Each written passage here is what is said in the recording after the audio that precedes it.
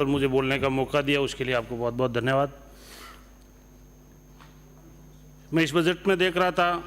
ये दशा पूरे राजस्थान के लिए, ये दशा बिजली पानी हर एक पहलू को छुआ। इसमें मेरे एक दो सुझाव है। ये दशा है कि आपकी सोलर नीति के अंदर 2023 में जो इतनी सारी परियोजना के लिए सोलर के लिए जो आपके एमओयू हुए, उसमें एक बात की अड़चन आ रही है,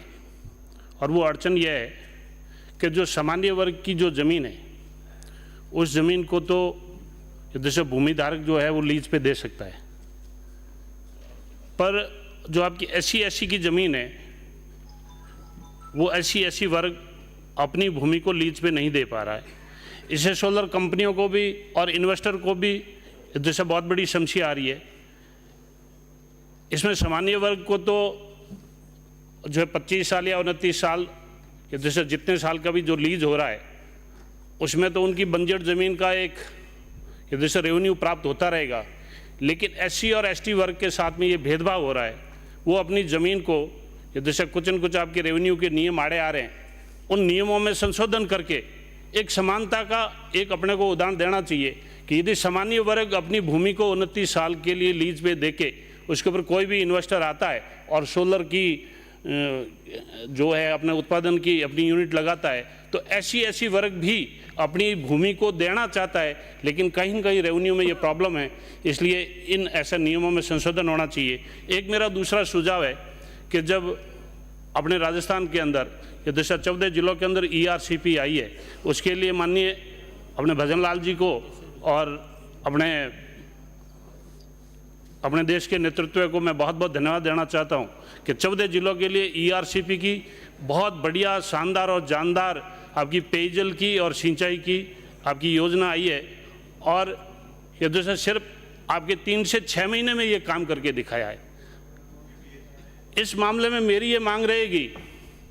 कि हम लोग पश्चिमी राजस्थान से आते हैं, और जो इंदिरा गांधी नहर इतने पुराने समय से बनी हुई है, इस ERCP की तर्ज पे ही आप हमारे पश्चिमी राजस्थान के लिए एक जो है अपना WERCP भी आनी चाहिए, जो वेस्टर्न WRCP बोल रहा हूँ, उसे पश्चिमी राजस्थान के जो पश्चिमी अपना जोधपुर संभाग, पाली संभाग है, वो भी सिंचाई के लिए और पेयजल के लिए इस चीज़ का फ़ायदा उठा सके, क्योंकि वहाँ पीने का पानी भी नहीं है और वहाँ ज़मीन तो हमारे पास में है लेकिन पानी नहीं है। इसलिए मेरा सरकार से ये निवेदन रहेगा, और इस ऐसा सदन से भी मेरा निवेदन रहेगा, जोधपुर, बाड़मेर, नागौर, जैसे पाली, जालोर और सिरोही में तो ये थोड़ा बहुत नर्मदा का पानी आता है, लेकिन नागौर, जोधपुर, पाली इधर बिल्कुल भी पानी नहीं है। ERCP की तर्ज पे WRCP आए, वेस्टर्न राजस्थान कैनाल प्रोजेक्ट योजना, तो बहुत बड़ा फायदा हो सकता है। तीसरा मेरा सुझाव यह है कि जो PhD के अंदर जो ये JJM के तहत ये जिन्होंने जो ड्राइंग बनाई है पिछली सरकार ने, मैं दावे के साथ कह सकता हूं कि उन्होंने पूरे गांव के अंदर आधी ड्राइंग बनाई है और आधा गांव छोड़ दिया है। अब गांव के अंदर जाते हैं, आरोप प्रत्यारोप की राजनीति लगती है, कोई कहता है BJP वालों को दे रहे हैं, कोई कह रहा है कांग्रेस वालों को दे रहे हैं। जिन अधिकारियों और कर्मचारियों ने इस बात की गलती की है, वो ड्राइंग अपनी चेंज करे, और इधर आपके PhD विभाग के अंदर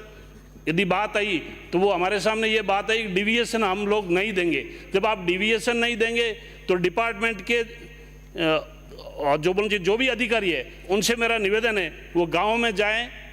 उनका खेत देख के, ढाणी देख के। हमारे पश्चिमी राजस्थान के अंदर अपना खेत अपना घर का कॉन्सेप्ट है। जो भी आपका घर है, यदि प्रत्येक घर को नल से जोड़ना है तो आप अपनी ड्राइंग को चेंज करें, और चेंज करके उन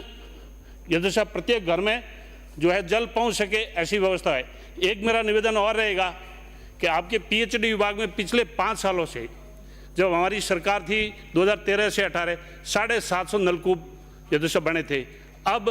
आपके पिछली सरकार 18 से 23 के अंदर लगभग मेरे क्षेत्र के 250 नलकूप बंद पड़े हैं, एकदम एक बूंद भी उसमें पानी नहीं आ रहा है। तो मेरा PhD विभाग से भी ये निवेदन रहेगा कि जो नकारा और नलकूप जो है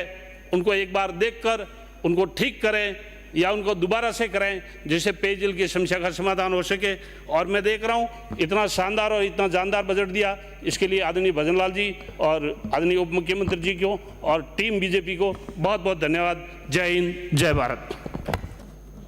महंत बालक नाथ जी। धन्यवाद उपसभापति जी, जो आज राजस्थान के भारतीय जनता पार्टी की सरकार बनने के बाद